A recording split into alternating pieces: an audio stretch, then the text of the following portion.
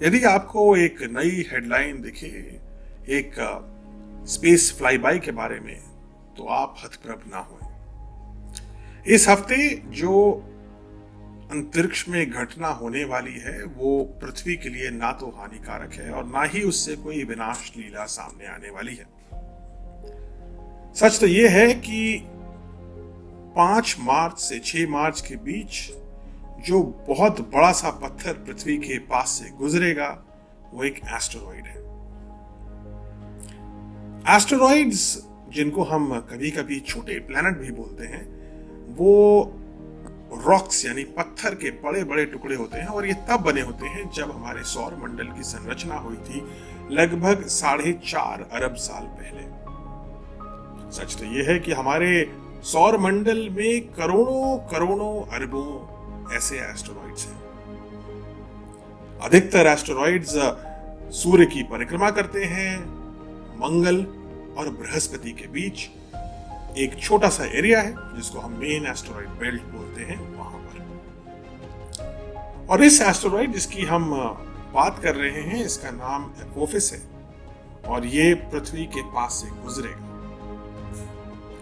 और जिस प्रकार से हर एक पृथ्वी के पास गुजरने वाला एस्टेरॉइड, जिनको हम नियर अर्थ एस्टेरॉइड भी बोलते हैं, ये कई सैकड़ों हजारों सालों से ऐसा करता आ रहा था और हम इसको पहली बार ट्रेस कर पाए। वैज्ञानिकों का मानना है कि इसकी जो हाइट है, जो उसकी ऊंचाई है या लंबाई कहिए, वो आईफिल टावर जितनी है। और ये रॉक्स यानी कि पत्थर और धातु दोनों को मिला करके बना हुआ है। कुछ कुछ ये एक मूंगफली के 2 दानों जैसा लगता है, बस एक दाना थोड़ा बड़ा है और दूसरा थोड़ा छोटा। पृथ्वी के पास से ये 38,000 किलोमीटर की दूरी से आज गुजरेगा। 38,000 किलोमीटर को यदि हम एक पर्सपेक्टिव में डालें तो चंद्रमा हमसे लगभग 4 लाख किलोमीटर दूर है।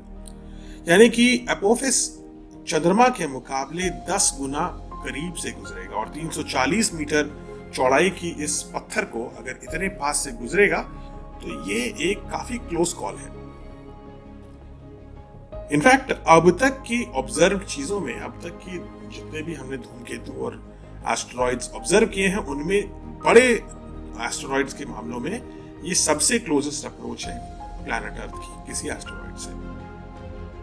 वैज्ञानिक और जो अंतरिक्ष शास्त्री हैं, उनका कहना है कि इसको हमने पहली बार 2004 में देखा एपोफिस को, और कई बार ऐसा हुआ कि ये पृथ्वी के काफी करीब से होकर गुजरा है।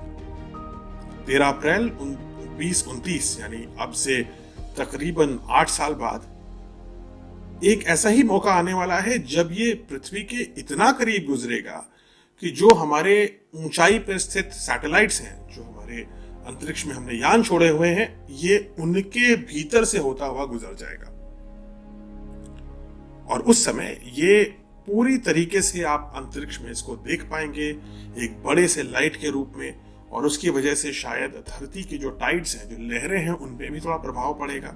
और धरती के लहरों के प्रभाव और धरती के गुरुत्वाकर्षण के प्रभाव से इसके जो नाचने का तरीका है, उसमें ये गोल गोल घूम रहा है, उसमें भी बदलाव आने की अपेक्षा है। इससे इसका जो पाथ है, जो इसका रास्ता है, वो भी बदल जाएगा।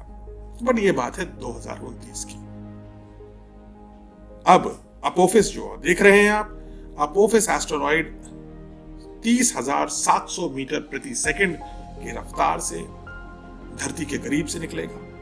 6 मार्च 11:20 सुबह पर आप इसको भारत इंडियन स्टैंडर्ड टाइम से अगर हम देखें तो दिन होगा 11:20 6 मार्च को धरती से लगभग 31,000 मीटर प्रति सेकंड की रफ्तार से एपोफिस गुजरेगा 38,000 किलोमीटर की ऊंचाई पर।